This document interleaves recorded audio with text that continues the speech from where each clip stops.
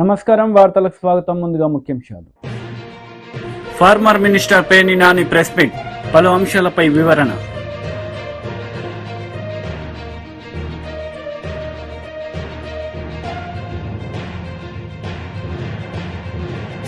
మంత్రి Seethakka press meet, ఇరు పార్టీలపై fire.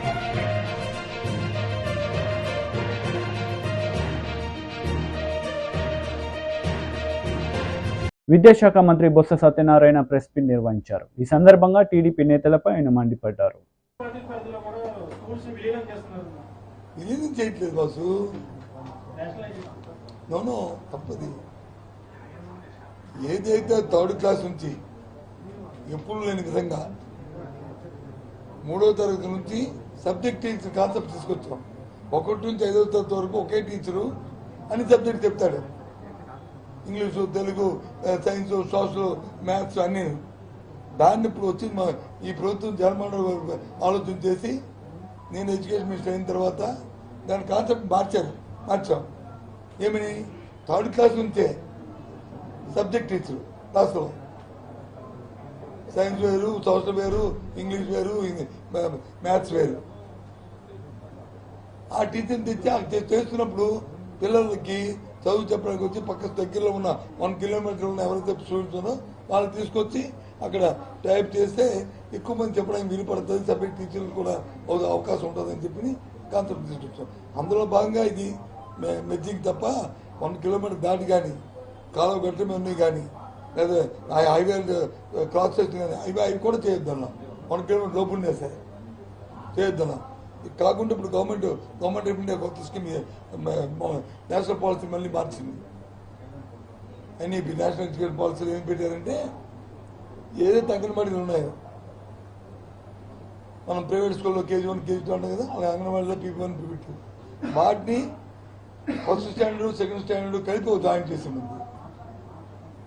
అంటే ఇంకా ఫ్యూచర్లో అంగన్వాడీస్ ఈ 1, 2 తరగతి ఒకే దగ్గర ఉంటాయి. అంగన్వాడీలో పిల్లలు 1, 2 తరగతి పిల్లలు ఒకే దగ్గర ఉంటారు. 3వ తరగతి నుంచి ఒక స్కూల్.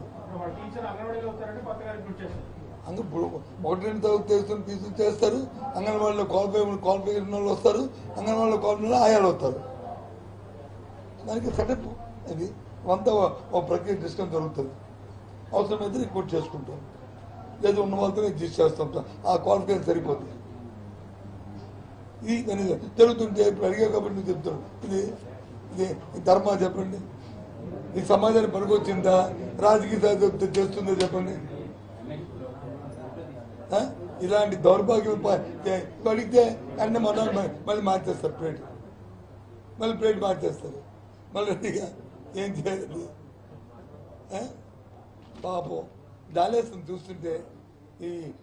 ఇంతకుముందు కొద్దిగా బాధపడతారు. ఈ రెండింటిని చూస్తే నిజంగా జాలేస్తుంది. Farmer union minister Sujana Chowdary press meet నిర్వహించారు. ఈ సందర్భంగా పలు అంశాలపై ఆయన మాట్లాడారు. అనేక స్కీమ్స్ తయారు చేశారు, అవన్నీ కూడా పర్కులేట్ అవుతూ ఉన్నాయి. మేక్ ఇన్ ఇండియా కానీ, స్వచ్ఛ భారత్ కానీ, ఇవన్నీ కూడా భారతదేశం ఈ రోజున వస్తే కోవిడ్ లాంటి మహమ్మారి వచ్చిందే కూడా ప్రపంచంలో కల్లా భారతదేశమే బ్రహ్మాండంగా హ్యాండిల్ చేసింది. ప్రొడక్టివిటీ తగ్గింది, మనుషులు చనిపోయేది తగ్గింది, కొంత ఇబ్బంది జరిగింది. కానీ తర్వాత అప్పటి నుంచి కూడా రేషను అప్పుడు మొదలుపెట్టింది. ఇంకా కూడా వాళ్ళకి పప్పు, ఉప్పు, BPL వాళ్ళకి ఇంకా ఇప్పటికి కూడా గవర్నమెంట్ పంపిస్తూనే ఉంది. ఇది ఈ విధంగా ఉంటే ఆంధ్రప్రదేశ్ మాత్రం మోడీ గారి నాయకత్వం కానీ, భారతీయ జనతా పార్టీ దేశం అంతా బ్రహ్మాండంగా చేస్తుంటే ఆంధ్రప్రదేశ్ మాత్రం ఆ బెనిఫిట్స్కి పొందలేకపోతూ ఉంది. కాబట్టి ఇప్పుడు మనకి ఎలక్షన్స్ ఉన్నాయి కాబట్టి ఆంధ్రప్రదేశ్లో కూడా NDA గవర్నమెంట్ డెఫినెట్గా ప్రజలు ఆదరిస్తారు. డెఫినెట్గా ఆంధ్రప్రదేశ్కి కూడా నెక్స్ట్ 5 ఇయర్స్లో గ్రోత్ లైన్లోకి వెళ్తుందని చెప్పి మన నమ్మకం. ఓకే.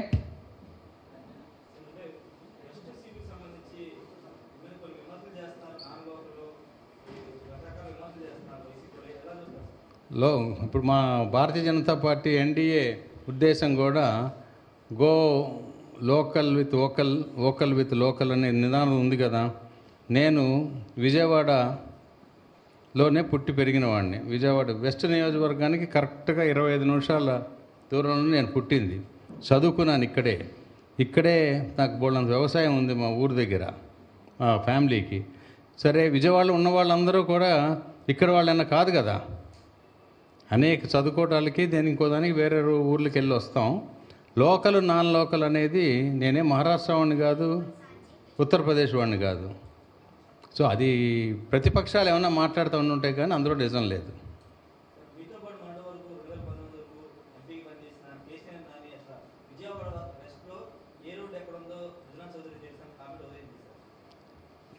ఆయన ఎందుకు అలా దిగజారిపోయారనే దాని మీద నేను ఆయన మీద సానుభూతి పడవలసింది తప్పితే అంతకంటే నేను ఎక్కువ చెప్పలేను.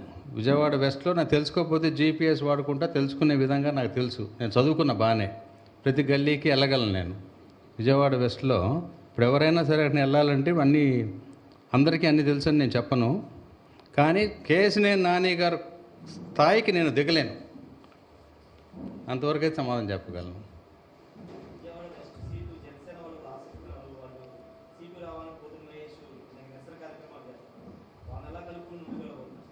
అది 3 పార్టీలు కలిసి తీసుకున్న నిర్ణయం. పోతిన మహేష్ గారు కూడా కలిసి పనిచేస్తారు డెఫినెట్గా. పవన్ కళ్యాణ్ గారు మాట్లాడతారు. కాబట్టి ఆ సమస్యలు ఏమీ ఉండవు. ఎన్డీఏలో ముగ్గురం కలిసి దిగ్విజయంగా పనిచేసి దిగ్విజయంగా గెలిచి చూపెడతాం.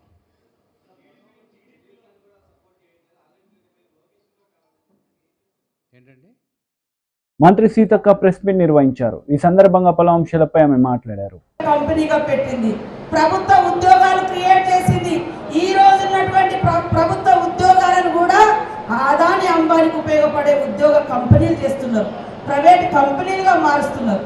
కానీ ఇలా బిఎస్ఎన్ఎల్ ప్రభుత్వం, బిఎస్ఎన్ఎల్ సిగ్నల్ పనిచేయదు. అదే జియోలు రియోలు అయితే ఫుల్గా పనిచేస్తారు. అలా నేను ఒకప్పటి నుంచి 25 ఏళ్ల కింద నేను బిఎస్ఎన్ఎల్ అదే సిగ్నల్ ఇప్పుడు దాకా అదే సిమ్ బిఎస్ఎన్ఎల్ సెల్. అరే అడవి రాజ్యం మరి ఎక్కడ పోయినా గవర్నమెంట్ కాబట్టి అది నడుస్తుంది అనుకుంటున్నాను. అది సిగ్నలే ఉండలేదు. హైదరాబాద్లో ఉండదు, ఆదిలాబాద్లో ఉండదు, ములుగులు ఉండదు. అంటే ప్రభుత్వ రంగ సంస్థల్ని ఏ రకంగా కుదేలు చేసి ప్రైవేట్ కంపెనీలకు ఇస్తారో ఒక్కసారి అర్థం చేసుకోండి. అంటే ప్రభుత్వ వ్యవస్థల మీద, ప్రభుత్వ సంస్థల మీద నమ్మకం లేకుండా ఈ మోడీ ప్రభుత్వం చేసి ఆదాని అంబానీ కంపెనీలు అద్భుతమని ప్రచారం చేసి వాళ్ళకు ఆదాయాన్ని ఇచ్చేటువంటి వ్యవస్థను ఈరోజు తీసుకొచ్చారు. ప్రైవేట్ ఎంతకాలం ఉంటుంది? వాళ్ళకి ఇష్టం లేకుండా ఎత్తుకొని పోతారు, కంపెనీ తీసుకొని పోతారు. మనకి ఇష్టం లేకుండా మనం వచ్చేటప్పుడు మనకి ఎలాంటి బెనిఫిట్స్ కూడా ఉండవు. అదే ప్రభుత్వ ఉద్యోగం తల్లిదండ్రులు అందరూ ఏం కోరుకుంటారు? నా కొడుకు ప్రభుత్వ ఉద్యోగం కావాలనుకుంటారు. మరి ఎంతమందికి ప్రభుత్వ ఉద్యోగాలు వచ్చినాయి? అదే కాంగ్రెస్ వచ్చిన తర్వాత ఈ రాష్ట్రంలో 3 నెలలలో 30,000 ఉద్యోగాలు ఇచ్చినటువంటి ఘనత కాంగ్రెస్ ప్రభుత్వం. బీజేపీ సంవత్సరానికి 2 కోట్లు అన్నారు, ఆ లెక్క 20 కోట్ల ఉద్యోగాలు రాలే. మన జిల్లాకి 20 ఉద్యోగాలు కూడా కేంద్ర ప్రభుత్వం ఇవ్వలే. కాబట్టి నేను ఇక్కడటువంటి ప్రజలందరినీ, సోదరులను సోదరిమణులను, కాంగ్రెస్ పార్టీ ముఖ్య నాయకులను అందరూ కూడా పెద్ద ఎత్తున కాంగ్రెస్లో జాయిన్ అవుతున్నారు. జాయిన్ అవ్వండి. కానీ ఒకరినొకరం చూసుకుంటే సంబరపడితే కాదు. కింద భావోద్వేగాలతో రెచ్చగొట్టే రాజకీయాలు, కుల మతాల శిక్షలు పెట్టే రాజకీయాలు నడుస్తుంటాయి. కాబట్టి ప్రజలను చైతన్యవంతం చేయాలి. కులము మరి పేరుతోటి, మతాల పేరుతోటి ప్రజల మధ్య విభజన తీసుకురావద్దు. అభివృద్ధి ఏందో నిలదీయకుండా అడ్డుకోవడానికే ఈ అడ్డుగోడలు సృష్టిస్తున్నారు. ఈ బీజేపీ బీఆర్ఎస్ అనేటువంటి విషయాన్ని కూడా తీసుకురావాలి. కాంగ్రెస్ వచ్చిందంటే మరి ఒక పట్టాలు ఇచ్చిరు, ఒక ఆరోగ్యశ్రీ ఇచ్చిరు, ఒక ఉద్యోగాలు ఇచ్చిరు, ఒక మోడల్ స్కూల్ ఇచ్చిరు, ఒక కస్తూరిబా, ఒక డిగ్రీ కాలేజీలు, ఒక ఐఐటీలు, మరి ఇట్లాంటి ఎన్నో తీసుకొచ్చినటువంటి ఘనత. భూముల పంపకం, పేదలకు 7 విడతలుగా భూముల పంపకం. అదేవిధంగా గతంలో ఇందిరమ్మ ఇల్లు, ఇప్పుడు 5 లక్షలతో ఇందిరమ్మ ఇల్లు, 200 యూనిట్ల కరెంటు ఫ్రీ. ఇప్పుడు ఆ రోజు కాంగ్రెస్ ఉన్నప్పుడు 500కే గ్యాస్ సిలిండర్. ఈ బీజేపీ కాలంలో 1200 ఉంటే మళ్ళీ ఇప్పుడు మన కాంగ్రెస్ రాష్ట్రంలో 500కే గ్యాస్ సిలిండర్.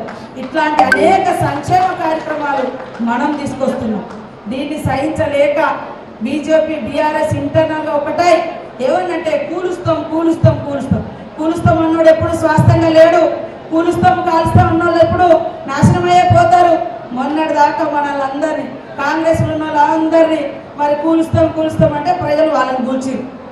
అవునా కాదా? కాబట్టి ఇవాళ కాంగ్రెస్ పార్టీని బెదిరిస్తా ఉన్నారు, కూలగొడతామంటున్నారు. అందుకని అవతల నుంచి 3 నెలల నుంచి ఒక్కరిని కూడా మనం ముట్టుకోలే, ఏ ఎమ్మెల్యేలను తీసుకోలే. కానీ వాళ్ళందరూ వస్తామంటున్నారు, కూలుస్తామని ఒక మాట బెదిరిస్తున్నారు. కాబట్టి కూల్చే దిక్కు మరి వాళ్ళు అంతమంది ఎమ్మెల్యేలు అవసరమా?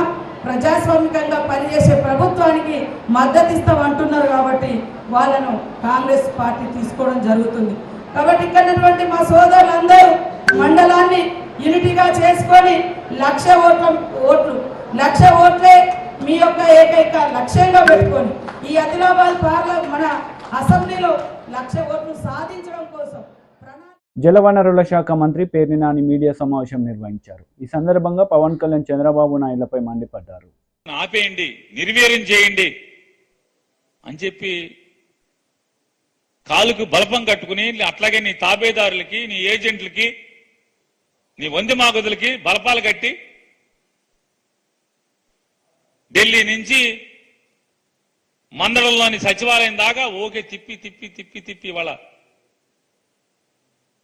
పెన్షనర్లకు ఇంటికి వెళ్లకుండా డబ్బులు ఆపింది ఎవరు?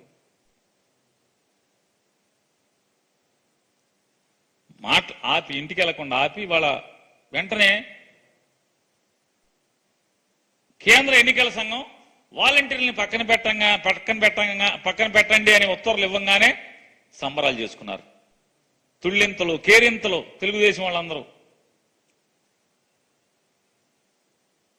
ఇవాళేమో మామూలుగా అసలు తలుపు సందులో తోకబడిన కోతిలాగా తన్నుకుంటున్నారు. కీస్ మంట ఒక తన్నుకు చచ్చిపోవటమే మామూలుగా. తలుపు సందులో కోతికి తోకబడితే ఏమంటుంది పరిస్థితి? కెలుక్కోవటం ఎందుకు తలుపుని? తలుపు సందులో తోకెడటం ఎందుకు? ఈ ఏడవటం ఎందుకు?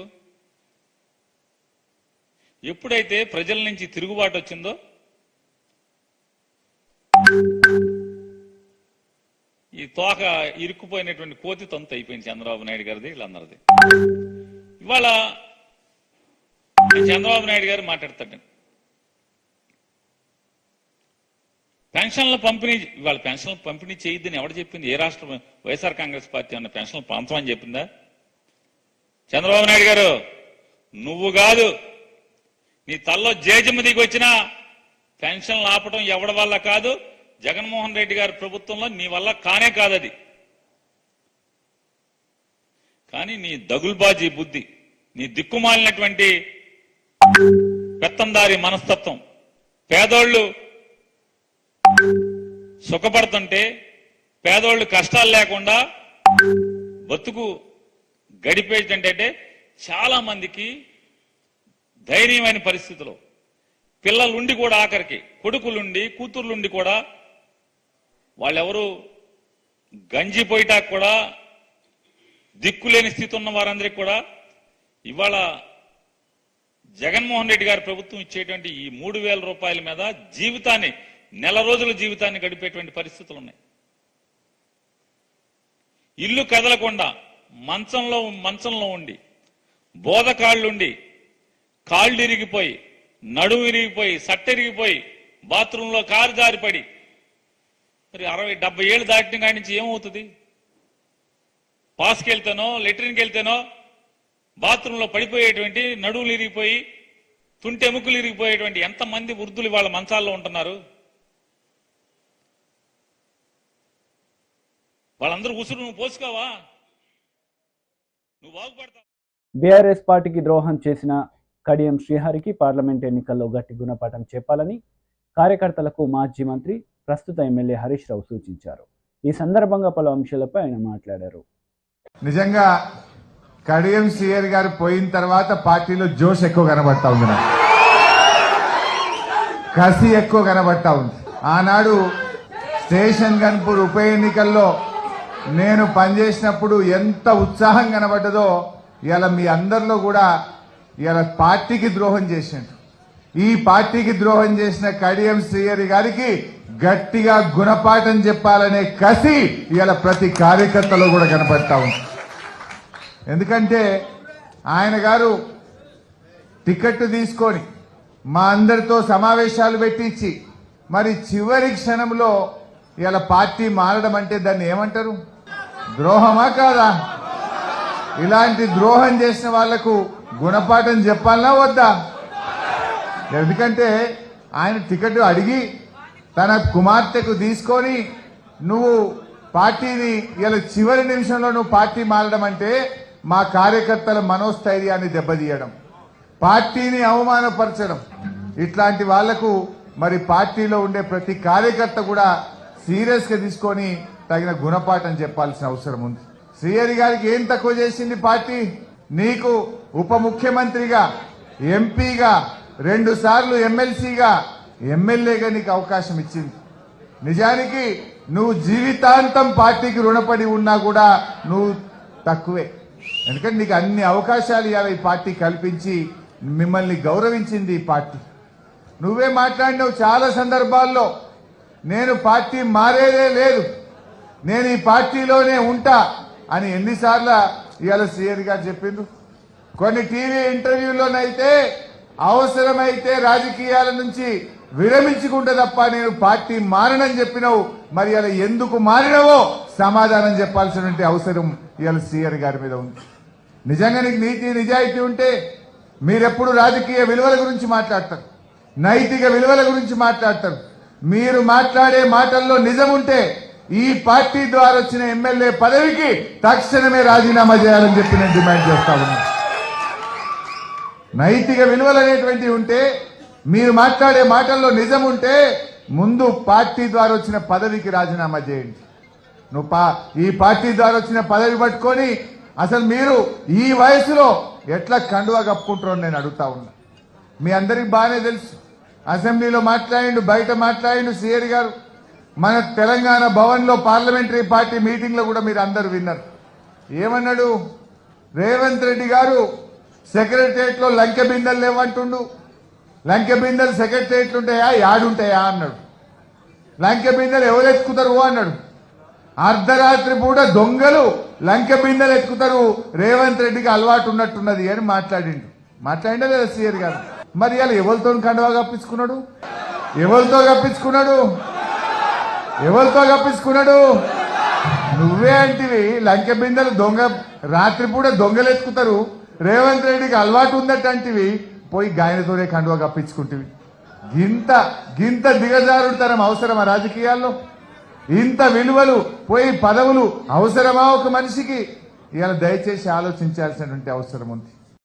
MLC Chandrasekhar Reddy press meet నిర్వహించారు. ఈ సందర్భంగా పలు అంశాలపై ఆయన మాట్లాడారు. కానీ నారాయణ గారు ఒకే రోజు సుమారుగా 8 మంది దగ్గర ప్రెస్ మీట్లు పెట్టించి నన్ను నోటుకు వచ్చినట్టు తిట్టించారు. నేను నారాయణ గారిని ఒకటే అడుగుతా ఉన్నాను, మిమ్మల్ని నేను చాలా గౌరవంగా సంబోధిస్తున్నాను, చాలా గౌరవంగా కూడా మాట్లాడుతున్నాను. మీకు అర్హత లేకపోయినా గౌరవ ముఖ్యమంత్రి గారిని నోటుకొచ్చినట్టు మాట్లాడుతున్నారు. రాక్షసుడని, సైకో అని మీకు నోటికి ఎంత వస్తే అంత మాట్లాడుతున్నారు. అయినా కూడా మేమెవ్వరం కూడా మిమ్మల్ని పల్లెత్తు మాట మాట్లాడి తిట్టట్లేదు. కానీ నేను మిమ్మల్ని మీరు చేసినటువంటి అబద్ధపు ప్రచారాలు ఏవైతే ఉన్నాయో అంకెలతో సహా మీకు నేను వాస్తవాలు తెలియచేస్తే మీరు నోటుకొచ్చినట్టు తిట్టిస్తున్నారంటే మీ సంస్కారం, మీ సంస్కృతి అర్థమవుతుంది ప్రజలందరికీ కూడా. మీ ఒరిజినాలిటీ ఈరోజు నెల్లూరు ప్రజలు అర్థం చేసుకుంటున్నారు. మీలో లోపల ఉన్నటువంటి అపరిచితుడు ఎలా ఉంటాడు అన్నది ప్రజలందరూ కూడా చూస్తున్నారు. ఏంటి అంత అవసరం, అంత అహంకారం ఏంటి? ఏం మాట్లాడాను? ఒకవేళ నేను మాట్లాడితే పలానాది తప్పుందని చెప్పండి. నెల్లూరు ప్రజలు ఈ సంస్కృతిని నచ్చరు అని నేను మీకు తెలియచేస్తా ఉన్నాను. ఇకపోతే నేను ఆ రోజు ఏదైతే కొన్ని పాయింట్స్ చెప్పినానో సుమారుగా నేను 15 పాయింట్స్ని మీ దృష్టికి తీసుకురావడం జరిగింది. ఆ 15 పాయింట్స్కి నేను కట్టుబడి ఉన్నాను. అవన్నీ కూడా నిజాలు. నేను ఒక్కసారి బ్రీఫ్గా నేను చెప్పిన ప్రతి మాటకి కట్టుబడి ఉన్నాను, అవి వాస్తవాలు అని నేను మరొకసారి మీ దృష్టికి తీసుకొని వస్తున్నాను. అందులో భాగంగా మొట్టమొదటిది, సుమారుగా 70 సంవత్సరాల క్రితమే నెల్లూరు నగర నియోజకవర్గంలో ప్రస్తుతం 28 డివిజన్లుంటే 13 డివిజన్లలో 70 సంవత్సరాల క్రితమే అండర్ గ్రౌండ్ డ్రైనేజ్ నేటికి కూడా చక్కగా ఉంది. రెండో పాయింట్, మీరు ఆ 13 డివిజన్లని వదిలేసి మిగిలిన 15 డివిజన్లలో మాత్రమే మీరు అండర్ గ్రౌండ్ డ్రైనేజీ పనులు ప్రారంభించారు. మూడవది, మీరు అండర్ గ్రౌండ్ డ్రైనేజ్కి అయితేనేమి, వాటర్ ఫెసిలిటీకి అయితేనేమి ఒక్క రూపాయి కూడా రాష్ట్ర ప్రభుత్వ సహకారం నిధులు తీసుకురాకుండా పూర్తిగా హట్కో నుంచి 11% రేట్ ఆఫ్ ఇంట్రెస్ట్తో 830 కోట్ల రూపాయలు అప్పులు చేశారు. ఇది వాస్తవం. అలానే ఇందులో 430 కోట్లు అండర్ గ్రౌండ్ డ్రైనేజీకి, వాటర్ సిస్టమ్కి 400 కోట్లని మీరు అప్పుగా తీసుకున్నారు. తర్వాత ఇకపోతే ఈ అండర్ గ్రౌండ్ డ్రైనేజ్ సిస్టమ్ గురించి నేను చెప్పాను. 8.8004% ఎక్సెస్ అంటే 45.69 కోట్ల ఎక్సెస్కి మీరు పనులు చేయించారని. కానీ మీరు అది అబద్ధం అని చెప్తున్నారు. నేను దానికి సంబంధించినటువంటి ఎవిడెన్స్ను కూడా నేను మీకు చూపిస్తున్నాను. అండర్ గ్రౌండ్ డ్రైనేజీ పనులకి 8.8004% ఎక్సెస్ అంటే 45.69 కోట్లు. అలానే వాటర్ సిస్టమ్కి మరో 19.48 కోట్లు ఎక్సెస్గా మీరు పనులు చేయించడం జరిగింది.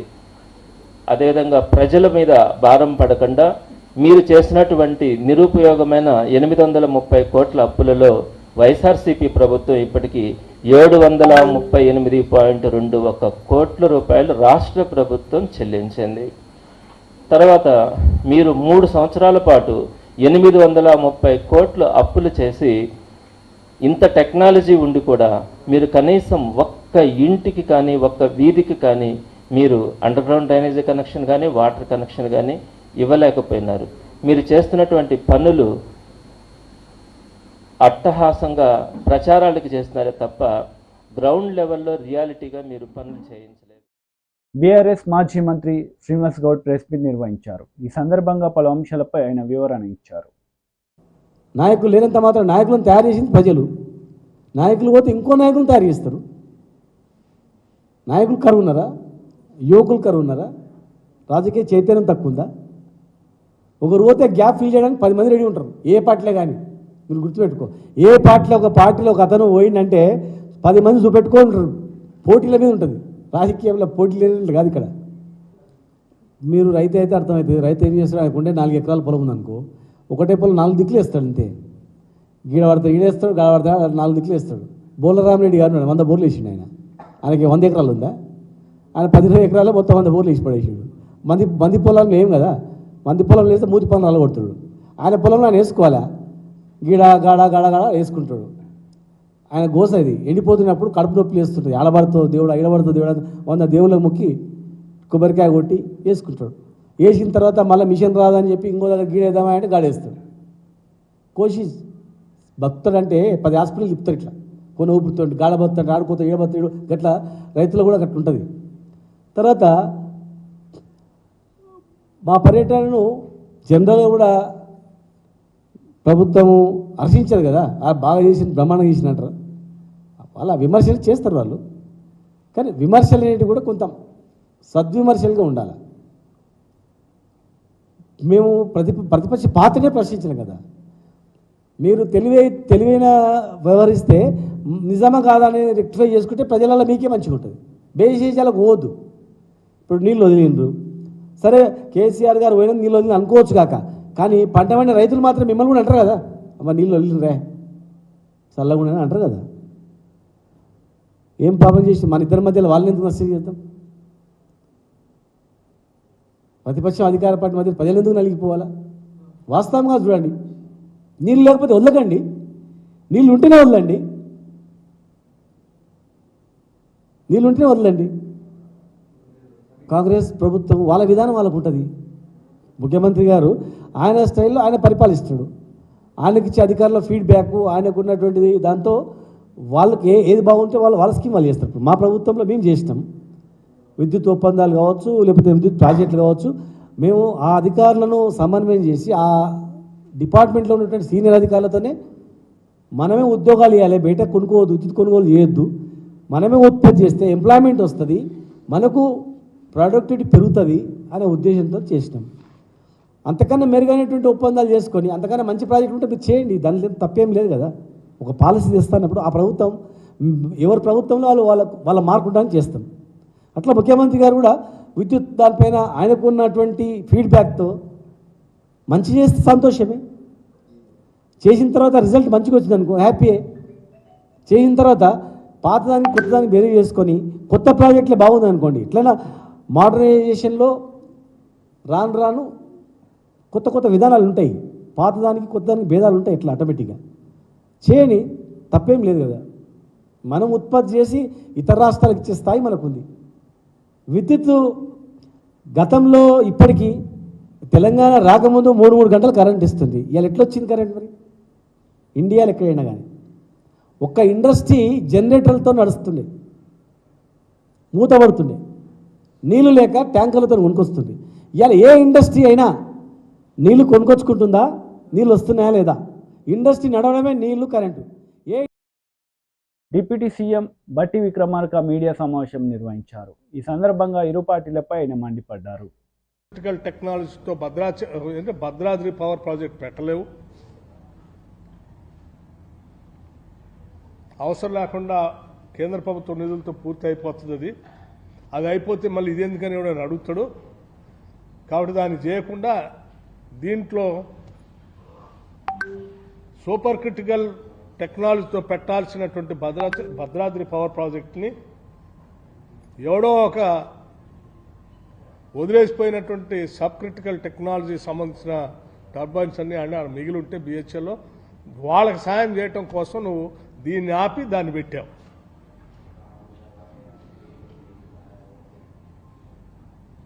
దాంతోపాటు మళ్ళీ యాదాద్రి దగ్గర అప్పు తీసుకొచ్చి ఆడవాడు పెట్టావు. నీ పాపమే కదా ఎన్టీపీసీ రాకుండా ఉండిపోవటానికి.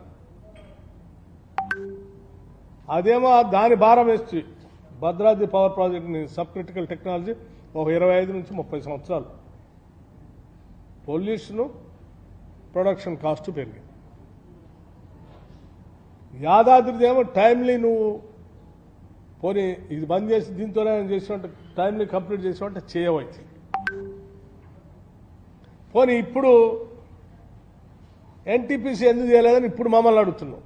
నువ్వు 10 ఏళ్ళ నుంచి అప్పుడే చేయాల్సి ఉంది కదా. మేము కూడా నీలానే పోనీ అదే చేద్దాం, ఇదంతా భారం అయిపోతుందని వెంటనే కూర్చొని రివ్యూ చేశాం.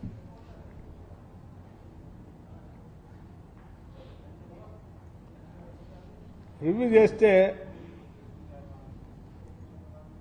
ఇప్పుడు మొదలు పెడితే ఎన్టీపీసీ మేము వచ్చిన తర్వాత మొదలు పెడితే 5 ఏళ్ళు పడుతుంది.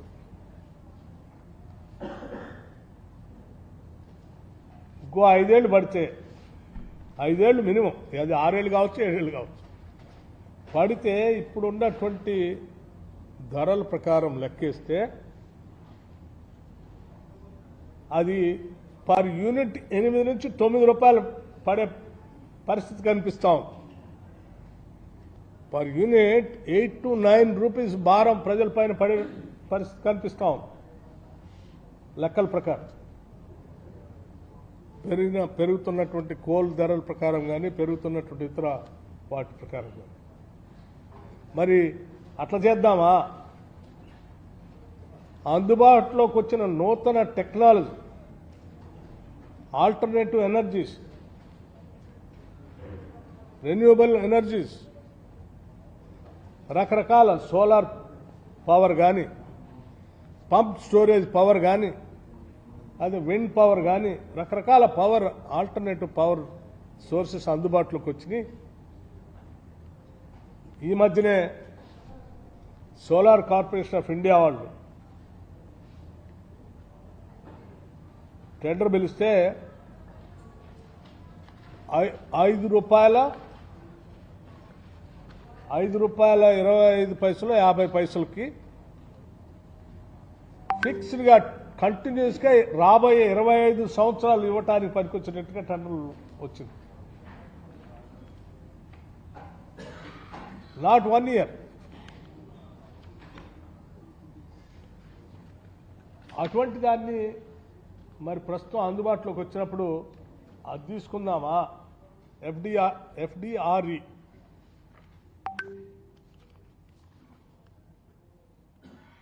firm and dispatchable renewable energy